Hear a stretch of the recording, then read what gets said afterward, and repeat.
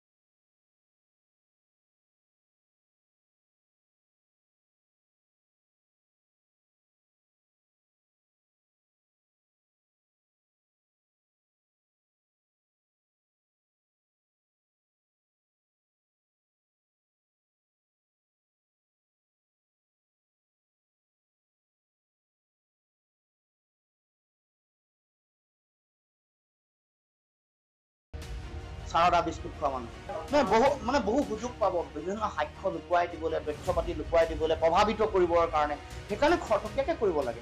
প্ৰভাৱিত কৰি সেইকাৰণে ৰাজনৈতিক হস্তক্ষেপ প্ৰভাৱৰ পৰা বাহিৰত ৰাখি CBI তদন্ত হ'ব লাগে উচ্চতম ন্যায়ালয়ৰ নিৰীক্ষণৰ তদন্ত আমি বেদখল আৰু উচ্ছেদ সম্পৰ্কত আমাৰ দলৰ স্থিতি আগৰ পৰা স্পষ্ট আমি চৰকাৰী ভূমি বনাঞ্চল PGR VGR ট্ৰাইবেল মানে জনজাতীয় আবেষ্টনী যাক বেল্ট আৰু ব্লক বুলি কয় আৰু প্ৰাকৃতিক জলাশয়ত বেদখলটো আমি সদায় বিৰোধিতা কৰোঁ এইটো আইন বিৰুদ্ধ কথা কিন্তু যিসকলে বেদখল কৰিছে তেওঁলোকক উচ্ছেদ কৰিবলৈ যাওঁতে বিধিমতে আইনমতে উচ্চতম ন্যায়ালয়ৰ নিৰ্দেশনা মতে উচ্ছেদ কৰিব লাগিব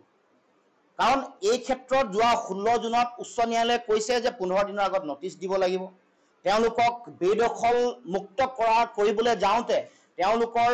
ক্ষতিপূৰণ তেওঁলোকৰ পুনৰ সংস্থাপন যদি বৈধ ভাৰতীয় নাগৰিক হয়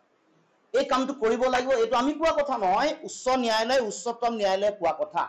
এই কথা বতৰাবোৰ মানি চলি তেওঁলোকে কাম কাজ কৰিব লাগিব কাৰণ আপোনালোকে শেহতীয়াকৈ জানে যে কাজিৰঙাৰ উচ্ছেদ হ'ল কাজিৰঙাক উচ্ছেদিতক তেওঁলোকে 7 লাখ টকাকৈ দিছে আপোনালোকে সকলোৱে জানে গৰুখুটিত উচ্ছেদ হ'ল তেওঁলোকক পুনৰ সংস্থাপন কৰিলে বৰদুৱাত উচ্ছেদ কৰিছে পুনৰ সংস্থাপন কৰিছে তাৰ মানে এইটো এটা সেনসেশনেল গেম নহয় চৰকাৰে যেটো কৰিছে যেতিয়া যোৱা 8.5 বছৰ ধৰি বিজেপিৰ চৰকাৰ 8.5 বছৰ ধৰি বিজেপিৰ চৰকাৰ থকাৰ পাছত দিছপুৰৰ মুখ্যমন্ত্ৰীৰ নাকত তলত থকা এই সোণাপুৰত কেনেকৈ বেদখল কৰি থাকিলে বেদখল কেনেকৈ উচ্ছেদ কৰিব নোৱাৰিলে 8.5 বছৰ বিজেপি চৰকাৰ তাৰ মানে 26 ওচৰ চাপিছে কাৰণে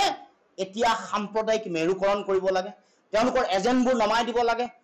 আকবৰুদ্দিন ওএছিছৰ দৰে যিবোৰ বিৰাট একদম সাংঘাতিক ডায়লগ দিয়া মানুহবোৰক তাত নমাই দি সাম্প্ৰদায়িক পৰিৱেশ সৃষ্টি কৰিব লাগে আমি এইবোৰৰ বিৰোধী আমি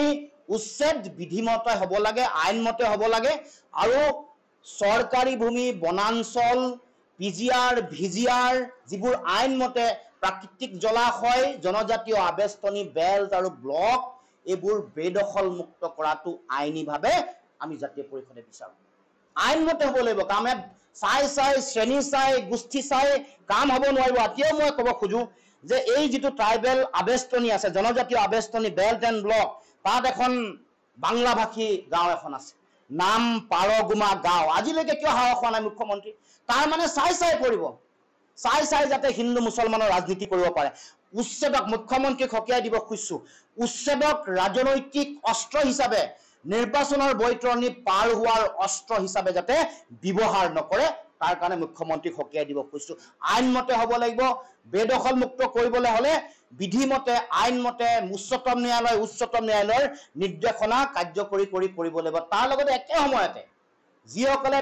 পৰিচনা কৰিছে এতিয়া মাতব্বৰ কিছুমানে পৰিচনা কৰিছে চৰকাৰে এতিয়ালৈকে কোৱা নাই চৰকাৰে কংগ্ৰেছ বিজেপি হিন্দু মুছলমান কৰি আছে মাতব্বৰ কিছুমানে টকা পইচা লৈ বহাইছিল এইবোৰ কৰায়ত্ব কিয় কৰা নাই এই মাতব্বৰবোৰ চিনাক্তকৰণ কৰিবলৈ পৰিচনা কোনে কৰিছে চৰকাৰে কৰি আছে বিৰোধী আৰু খেলি আছে তেওঁলোকে ৰাজনীতি এইটো খেলিবলৈ নাপায় 9 বছৰীয়া ছোৱালী এজনীৰ গাত গুলি লাগি গুপ্তাংগ একেবাৰে জীৱনকালৰ কাৰণে ঘূণীয়া হৈছে এইবোৰ কথাত মুখ্যমন্ত্ৰীয়ে হিন্দু মুছলমান কৰিবলৈ নাপায় 9 বছৰীয়া এগৰাকী ছোৱালী এই ধৰণে আঘাতপ্ৰাপ্ত হৈছে আৰু মুখ্যমন্ত্ৰীয়ে হিন্দু মুছলমান কৰি আছে এইটো কেনেকুৱা ধৰণৰ কথা অথচ মাতব্বৰ কিজনক ধৰিব পৰা নাই যিসকলে তেওঁলোকক প্ৰভোগ কৰিছে আৰু তাৰ উপৰিও এই যে যিসকলে উত্তেজিত হৈ মানুহে অস্ত্ৰ শস্ত্ৰ লৈ আক্ৰমণ কৰি পুলিচক বিষয়াক আক্ৰমণ কৰিছে এইটোও আমি বিৰোধী একেলগতে আমি দুইটা কথা ক'ব খুজিছো মুখ্যমন্ত্ৰীয়ে হিন্দু মুছলমান কৰি থকাতকৈ যিকেইটা মূল একিউজ যিবোৰে ভাতৃঘাতী সংঘৰ্ষ বা এইসকলক উচতনি জনাইছে দা কুঠাৰ লৈ আহিবলৈ সেই মাতব্বৰ কিতাপ ধৰি আনক যিবোৰে হাজাৰ হাজাৰ টকা তুলিছে এইকেইদিনতো তুলি আছে খবৰ লওক আপোনালোকে খবৰ লওক এইবোৰক আকৌ সংস্থাপন দিম বুলি কিবা কৰিম বুলি পইচা তুলি আছে তেওঁলোকে আগতে 1 লাখ টকা 50,000 20,000 10,000 লৈ ইয়াত বহাইছিলে আজি পৰা 20 25 30 বছৰ আগত সেইবোৰে আকৌ এই যে উচ্ছেদ হৈ গ'ল এই যে পুলিচে যে উচ্ছেদ কৰি আছে এইকেইটাৰ মাজতে এই মাতব্বৰবোৰৰ কালেকশ্যন চলি আছে মুখ্যমন্ত্ৰীবোৰ গম নাপায় নেকি নে তেওঁ অকল হিন্দু মুছলমানতে জড়িত হৈ থাকিব ব্যস্ত থাকিব গতিকে এইবোৰ আমাৰ চৰকাৰক মুখ্যমন্ত্ৰীকো ক'ব খুজিছোঁ আৰু এই আকবৰউদ্দিন ওৱাইচিৰ নিচিনা বিৰাট ভীমৰ বচন আওৰাই থকাসকলেও হকিয়াই দিব খুজিছোঁ যে হিমন্ত বিশ্ব শৰ্মাৰ ভয়াৱহ সাম্প্ৰদায়িকতাৰ এজেণ্ট হৈ কাম নকৰিব ধৰা লাহে লাহে পৰিছে সকলোৰে চোলা পেণ্ট কি পিন্ধিছে দেখা পাইছে তেওঁলোকক ক'ব খুজিছোঁ আৰু সেইসকলক যাতে ৰাইজেও চিনি পায় আমি বিচাৰিছোঁ বিধিমতে আইনমতে ন্যায়মতে উচ্ছেদ হ'ব লাগে উচ্ছেদ হোৱাটো প্ৰয়োজন আমি আইনৰ লগত আছোঁ বৈধ ভাৰতীয় নাগৰিকৰ লগত আছোঁ আৰু যিসকল অবৈধ বিদেশী নাগৰিক আছে তেওঁলোকৰ বিৰুদ্ধে আছোঁ হ'ব